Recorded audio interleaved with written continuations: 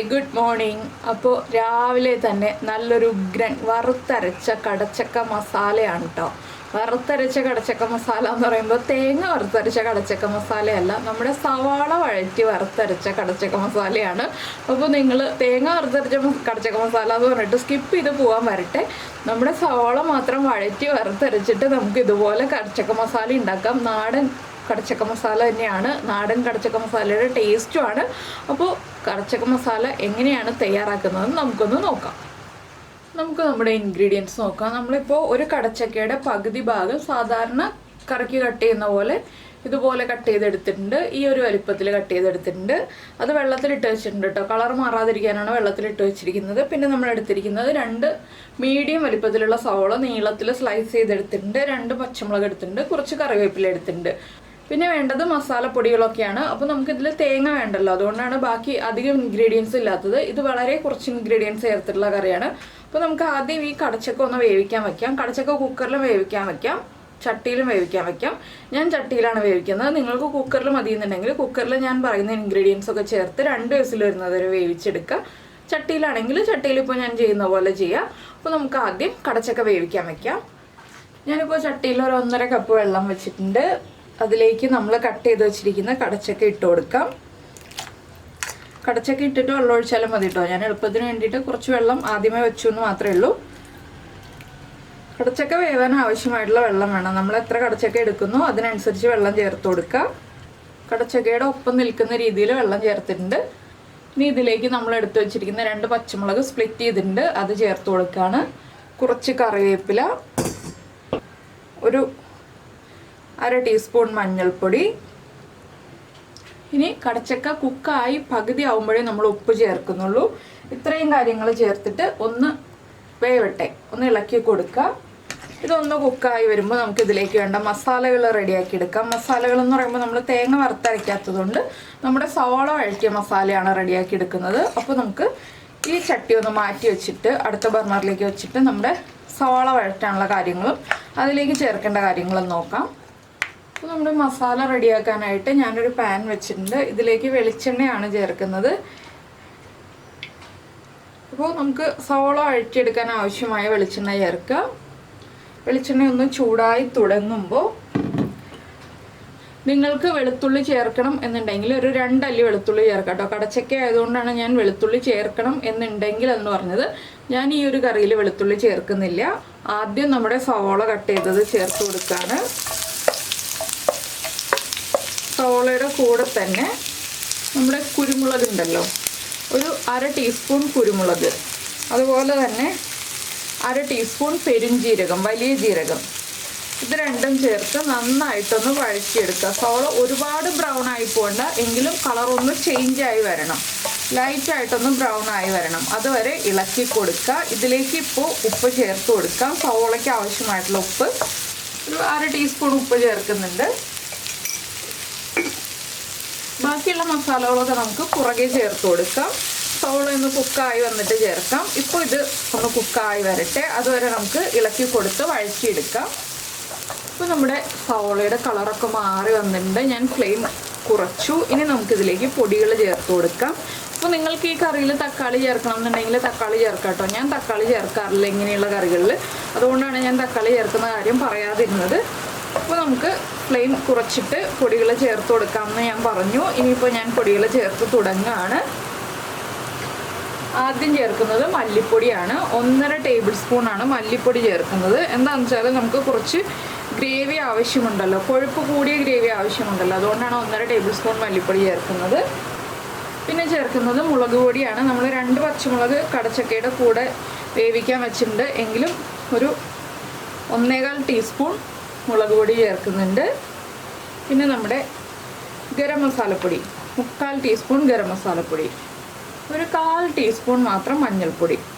എന്താണെന്ന് വെച്ചാൽ നമ്മൾ കടച്ചക്കയിൽ മഞ്ഞൾപ്പൊടി ചേർത്തിട്ടുണ്ട്, അതുകൊണ്ട് ഒരുപാട് മഞ്ഞൾപ്പൊടി വേണ്ട. ഇനിയിപ്പോൾ ഈ പൊടികളുടെ റോ ടേസ്റ്റ് ഒന്ന് മാറി വരുന്നത് വരെ നമ്മളൊന്ന് ഇളക്കി കൊടുക്കുക. വളരെ എളുപ്പമല്ലേ, തേങ്ങ വറുത്തരയ്ക്കുന്ന മസാലക്കറിയേക്കാൾ എളുപ്പമാണ് ഈ ഒരു മസാലക്കറി. അപ്പോൾ നിങ്ങൾ തേങ്ങ വറുത്തരയ്ക്കാൻ ഇപ്പോൾ തേങ്ങ ഇല്ലയെന്നുണ്ടെങ്കിൽ എളുപ്പത്തിൽ ഇതുപോലെ സവോള വഴറ്റിയിട്ട് നമ്മുടെ മസാലക്കറി ഉണ്ടാക്കി നോക്കൂ. കടച്ചക്ക ഇപ്പോൾ എല്ലായിടത്തും അവൈലബിൾ ആണ്. അപ്പോൾ കടച്ചക്ക മസാലക്കറി എല്ലാവർക്കും ഇഷ്ടവുമായിരിക്കും. അപ്പോൾ ഇതുപോലെ ഒന്ന് ഉണ്ടാക്കി നോക്കൂ, നല്ല ടേസ്റ്റാണ്.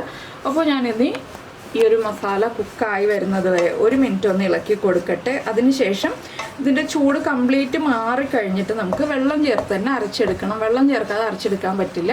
അപ്പോൾ വെള്ളം ചേർത്ത് തന്നെ അരച്ചെടുത്തിട്ട് നമ്മുടെ കറിയിലേക്ക് ചേർത്ത് കൊടുക്കാം. അതിനുശേഷം ബാക്കിയുള്ള കാര്യങ്ങളൊക്കെ പറയാം. തക്കാളിയൊക്കെ എപ്പോഴാണ് ചേർക്കേണ്ടതെന്നൊക്കെ പറയാം, തക്കാളി ചേർക്കുന്നുണ്ടെങ്കിൽ. അപ്പോൾ ഇതൊന്ന് കുക്കായി വന്നിട്ട് ഞാൻ ചൂട് മാറി അരച്ചെടുത്തിട്ട് ബാക്കിയുള്ള കാര്യങ്ങൾ പറയാം കേട്ടോ. അപ്പോൾ നമ്മുടെ കടച്ചക്ക കുക്കായി വന്നിട്ടുണ്ട്, ഒരു 1/4 ഭാഗം കുക്കായി വന്നിട്ടുണ്ട്. ഇനി നമുക്ക് ഉപ്പ് ചേർക്കാം. കടച്ചക്കയ്ക്ക് ആവശ്യമായ ഉപ്പ് നമ്മൾ അരപ്പിൽ ഉപ്പ് ചേർത്തതാണ് സവോള വഴറ്റിയപ്പോൾ. അതുപോലെ തന്നെ നിങ്ങൾ തക്കാളി ചേർക്കുന്നുണ്ടെങ്കിൽ ഒരു ചെറിയ തക്കാളി ചെറുതായിട്ട് കട്ട് ചെയ്ത് അല്ലെങ്കിൽ നീളത്തിൽ കട്ട് ചെയ്തിട്ട് ഇപ്പോൾ ചേർത്ത് കൊടുക്കാം.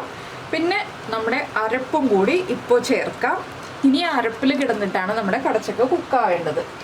അരപ്പിൻ്റെ കൂടെ തന്നെ വെള്ളവും കൂടി ചേർത്ത് കൊടുക്കണം കേട്ടോ. ഇനി കടച്ചക്ക കുക്കാവാൻ ആവശ്യമായിട്ടുള്ള വെള്ളം ഈ അരപ്പിൽ ചേർത്ത് കൊടുക്കുക. ഞാനിപ്പോൾ 1 കപ്പ് വെള്ളം ചേർക്കുന്നുണ്ട്. എന്താണെന്ന് വെച്ചാൽ നമ്മൾ 1 കപ്പ് വെള്ളം ചേർത്താലേ നമ്മുടെ ഗ്രേവി പാകമായി വരുള്ളൂ. അരപ്പൊക്കെ ഒന്ന് കഷ്ണങ്ങളിലേക്ക് പിടിച്ച് വന്നു കഴിയുമ്പോൾ നമ്മുടെ ഗ്രേവിയൊക്കെ കുറുകി വന്നു കഴിയുമ്പോൾ നമ്മുടെ കറിക്ക് കുറച്ച് ഗ്രേവി, ഒന്ന് മസാല പൊതിഞ്ഞിരിക്കുന്നതിനേക്കാൾ കുറച്ചുകൂടി ഗ്രേവി ഉണ്ടാവുള്ളൂ. അപ്പോൾ അതനുസരിച്ച് നമ്മൾ വെള്ളം ചേർത്ത് കൊടുക്കണം. നിങ്ങൾക്ക് കൂടുതൽ ഗ്രേവി ആവശ്യമാണെങ്കിൽ 1 കപ്പ് എന്നുള്ളത് 2 കപ്പ് വരെ വെള്ളം ചേർത്ത് കൊടുക്കാം, കുഴപ്പമൊന്നുമില്ല. ഇനിയിപ്പോൾ നന്നായിട്ടൊന്ന് ഇളക്കി മിക്സ് ചെയ്തിട്ട് വീണ്ടും തിളയ്ക്കാൻ വിടുക. ഇനിയിപ്പോൾ തുറന്ന് വെച്ച് തിളപ്പിച്ചാൽ മതി, അടച്ചു വെച്ച് തിളപ്പിക്കേണ്ട. ഇത്രയും സമയം ഞാൻ അടച്ചു വെച്ചാണ് വേവിച്ചെടുത്തത്. ഇനിയിപ്പോൾ തുറന്ന് വെച്ച് തിളപ്പിക്കാം. ഒരു 4 മിനിറ്റൊക്കെ തിളപ്പിച്ചിട്ടുണ്ടെങ്കിൽ തന്നെ അത്യാവശ്യം മസാലകളൊക്കെ നമ്മുടെ കടച്ചക്കയിലേക്ക് പിടിച്ചു വരും. അതിനുശേഷം നമുക്ക് ബാക്കിയുള്ള കാര്യങ്ങൾ പറയാം. അപ്പോൾ തക്കാളി ചേർക്കുന്നുണ്ടെങ്കിൽ തക്കാളിയുടെ പുളിയും കൂടി പിടിച്ചു വരാൻ പാകത്തിനാണ് 4 മിനിറ്റ് തിളപ്പിക്കാമെന്ന് പറഞ്ഞത്. അപ്പോൾ ഇനി കടച്ചക്കയും മസാലയും എല്ലാം ചേർന്ന് നന്നായിട്ടൊന്ന് തിളച്ച് കുക്കായി വരട്ടെ, ആ ഉപ്പൊക്കെ പിടിച്ചു വരട്ടെ. നമ്മുടെ കടച്ചക്ക കറി അപ്പുറത്തെ ബർണറിൽ തിളച്ചുകൊണ്ടിരിക്കുന്നുണ്ട്. നമുക്ക് വറവിടാനുള്ള കാര്യങ്ങൾ നോക്കാം. ഞാനിപ്പോൾ ഒരു പാനിലേക്ക് വെളിച്ചെണ്ണ ചേർത്തിട്ടുണ്ട്. വെളിച്ചെണ്ണ നന്നായിട്ടൊന്ന് ചൂടായി വരട്ടെ. വെളിച്ചെണ്ണ ചൂടായി തുടങ്ങുമ്പോൾ നമുക്കിതിലേക്ക് 1 ടീസ്പൂൺ കടുക് ചേർത്ത് കൊടുക്കാം. കടുകൊന്ന് പൊട്ടി തുടങ്ങട്ടെ.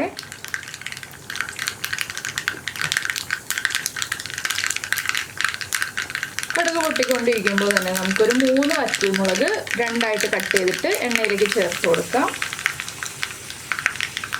അതുപോലെ തന്നെ ധാരാളമായിട്ട് കറിവേപ്പിലയും ചേർത്ത് കൊടുക്കാം. ഇനി നമുക്കിത് കറിയിലേക്ക് ആഡ് ചെയ്യാം. അപ്പോൾ നമ്മുടെ കറി ഞാൻ ഫ്ലെയിമൊക്കെ ഓഫ് ചെയ്ത് വെച്ചിട്ടുണ്ട്. ഇനി നമ്മുടെ വറവ് കറിയിലേക്ക് ഒഴിച്ചു കൊടുക്കുക. ഇത്രയേ ഉള്ളൂ പരിപാടി.